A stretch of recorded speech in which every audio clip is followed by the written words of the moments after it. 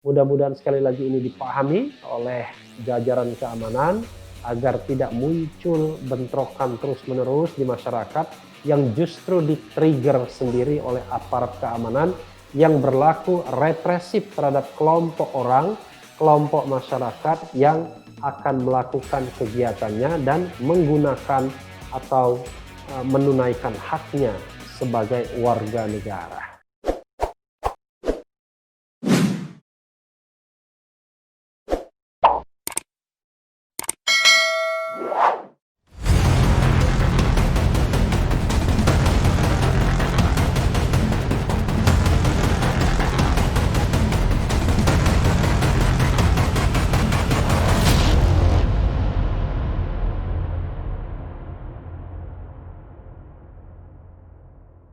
Assalamualaikum warahmatullahi wabarakatuh, Sobat RH sekalian.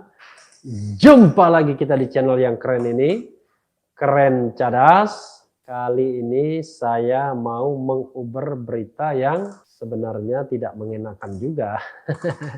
Kemarin sudah ada hawa segar ya, tapi tiba-tiba ini dari pihak kepolisian mengatakan sebagaimana dilansir oleh Tempo.co, yaitu Polri ancam bubarkan kegiatan Front Persatuan Islam. Jadi luar biasa ya. Coba kita bacakan ya. Dan juga ada alasan kenapa tidak mau mendaftar sebagai ormas. Alasannya sebut tak punya legalitas ya. Sebut tak punya legalitas, Polri ancam bubarkan kegiatan Front Persatuan Islam ya.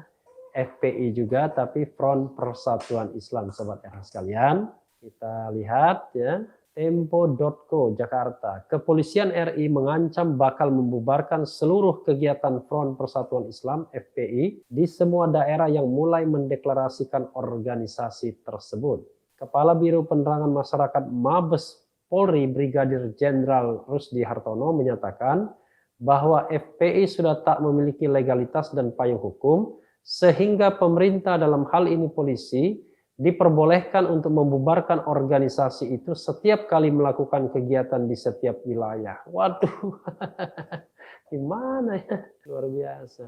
Jika tidak mendaftarkan, artinya di sini ada kewenangan dari pemerintah untuk bisa melarang dan membubarkan, ujar Rusdi di kantornya Jakarta Selatan pada Selasa 5 Januari 2021. Rusdi mengatakan jika Front Persatuan Islam FPI berencana membentuk sebuah organisasi kemasyarakatan, maka harus mengikuti prosedur dan aturan yang berlaku di dalam Undang-Undang Ormas. Tentunya kalau ingin diakui menjadi ormas, mereka harus mengikuti aturan sesuai dengan Undang-Undang Keormasan, ucap Rusdi. Sebagaimana diketahui, FPI dibubarkan oleh pemerintah pada 30 Desember 2020. Usai pembubaran, sejumlah massa ex-FPI melakukan deklarasi di beberapa wilayah, seperti di Ciamis, Makassar, Lampung, dan Kalimantan Timur. Ini ada alasan dari Front Persatuan Islam mengapa mereka tidak mau mendaftar ya untuk mendapatkan legalisasi dari negara.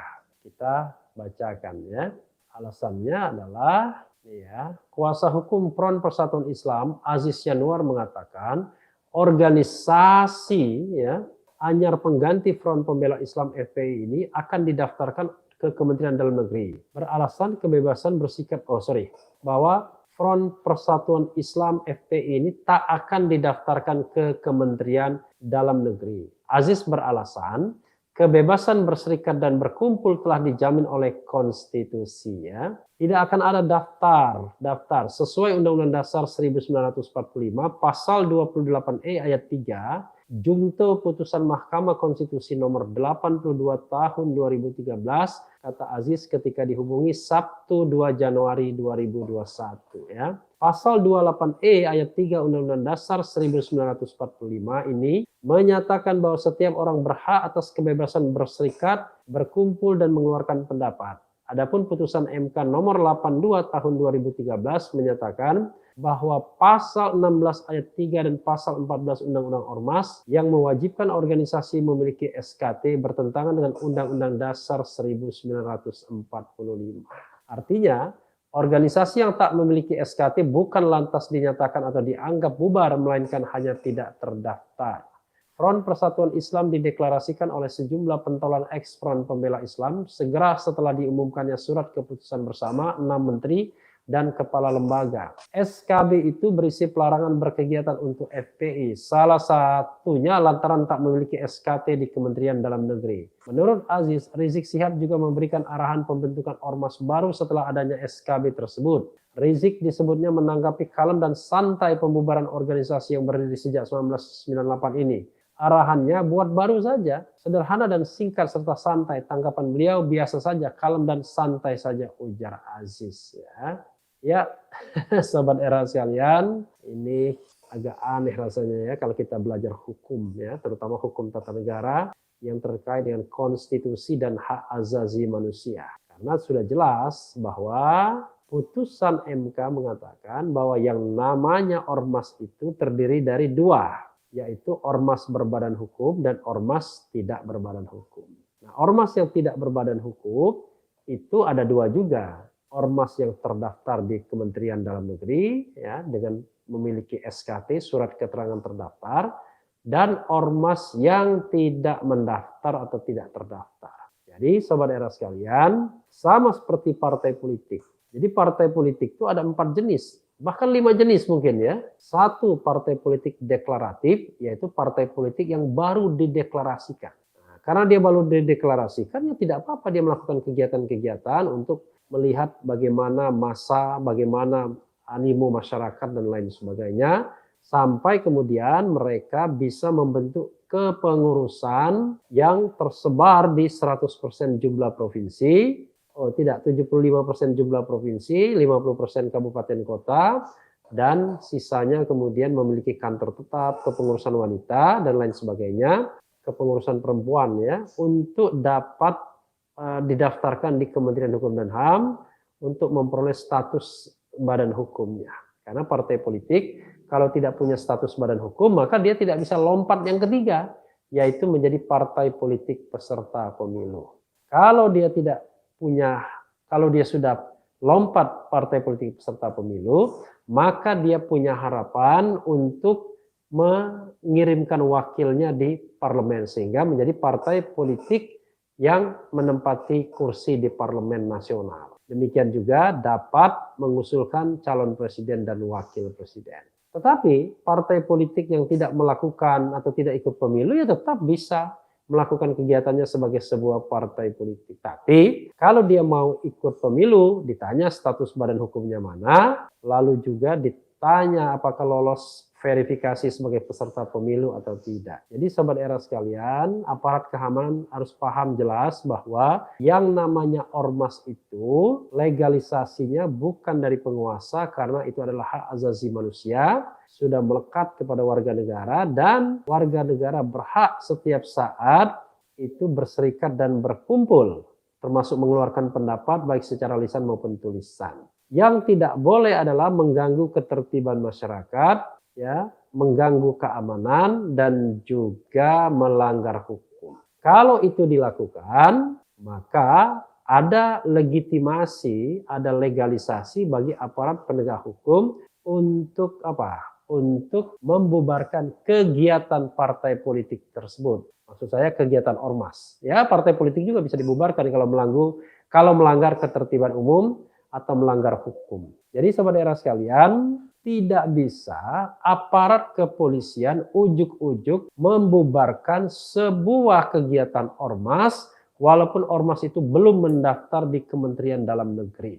Kenapa? Ya kalau begitu artinya seperti telur dan ayam, mendaftar dulu atau cek pasar dulu. Padahal ormas yang baik, partai politik yang baik haruslah yang didukung dari bawah, baru setelah itu dilengkapi legalisasinya. Kalau memang terkait dengan kebutuhan tertentu seperti mau mendapatkan pelayanan dari negara atau ingin dianggap sebagai sebuah entitas hukum. Tapi kalau hanya ingin berkumpul, melakukan aktivitas tanpa berpikir bantuan dari negara, maka tidak perlu mendaftar, tidak perlu mendapatkan SKT. Memang sobat era sekalian, Undang-Undang Nomor 17 tahun 2013 atau 2003 ya. 2013 rasanya ya, 2013 memang awalnya mengharapkan ya, mewajibkan semua organisasi masyarakat itu mendaftar atau terdaftar di Kementerian Dalam Negeri,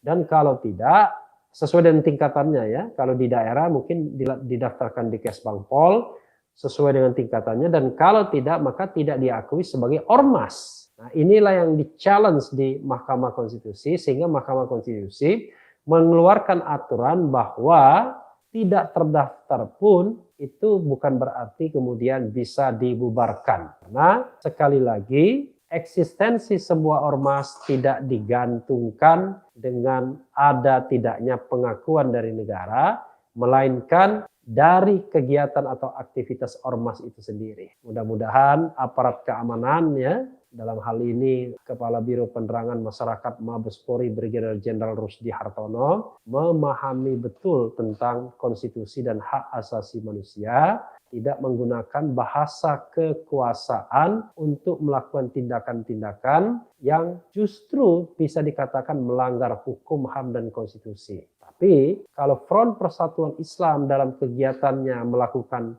pelanggaran hukum, melakukan atau melanggar ketertiban umum, melanggar ketertiban umum dan keamanan, memunculkan gangguan keamanan, maka itu bisa dibubarkan, tapi tidak boleh membubarkan organisasinya sepanjang organisasi tersebut tidak melakukan hal-hal yang memang patut dan rasional menjadi alasan untuk pembubaran. Di masa depan, saya berharap bahwa pemerintah tidak lagi membubarkan ormas tanpa due process of law, walaupun undang-undang memungkinkan itu. Tapi undang-undang yang dibuat, yaitu Perpu nomor 2 tahun 2017, yang sekarang menjadi Undang-Undang nomor 16 tahun 2017, saya nilai sebagai produk yang otoriter. Sekali lagi, merupakan produk yang otoriter, yang hanya memberikan kewenangan dan kekuasaan kepada pemerintah tanpa prinsip check and balances, tanpa keseimbangan, tanpa kontrol. Kontrolnya justru di belakang setelah organisasinya dimatikan. Nah, itu namanya tidak masuk akal. Jadi sobat daerah sekalian, mudah-mudahan sekali lagi ini dipahami oleh jajaran keamanan agar tidak muncul bentrokan terus-menerus di masyarakat yang justru di-trigger sendiri oleh aparat keamanan yang berlaku represif terhadap kelompok orang, kelompok masyarakat yang akan melakukan kegiatannya dan menggunakan atau menunaikan haknya sebagai warga negara. Jadi tidak mungkin misalnya ex-FPI dilarang seumur hidup, membentuk organisasi apapun tidak boleh, dan kemudian tidak lagi bisa melakukan aktivitas. Tentu bukan itu tujuan bernegara. Tujuan bernegara itu adalah adil bagi semua warga negara, melindungi seluruh tumpah darah, dan kemudian mencerdaskan serta mensejahterakan mereka agar mereka menjadi insan-insan yang mampu ikut dalam perdamaian dan kedamaian dunia. Ya, sahabat daerah sekalian, mudah-mudahan ada angin segar dan pemahaman yang baik dari aparat keamanan hukum, aparat keamanan atau penegak hukum. Yang penting tetap di channel ini, karena di channel ini Anda akan dirayu, ditipu, dibaperin, dicecar, diuber pula di jalur khusus. Karena channel ini adalah channel yang mengancam, memeras, dan membenci. Jangan lupa subscribe, like, comment, and share.